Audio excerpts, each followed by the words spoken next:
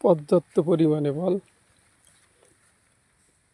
এই টমেটো এরকম গেরের পাড়ে আপনারা লাগাতে পারবেন, খুব সুন্দরভাবে ফলনটা হবে, মনের নয়ন জড়ায় যাবে, একদম পুরো নয়ন জড়ায় যাবে। এই এত সুন্দর ফল দেখলে কার না খুশি হবে, মানে খুব খুশি হবে সেই মনের ভিতরে। পুরো গেটটাই আমি দেখাই, পুরো গেটটাই এভাবে ধাপ পড়েছে, পুরো একদম চারিবাড়িতে গেটটাই পুরো আগামাথায় এভাবে ফল ধরেছে। সে ফলে বলে বুঝতে পারবো না আপনাদের।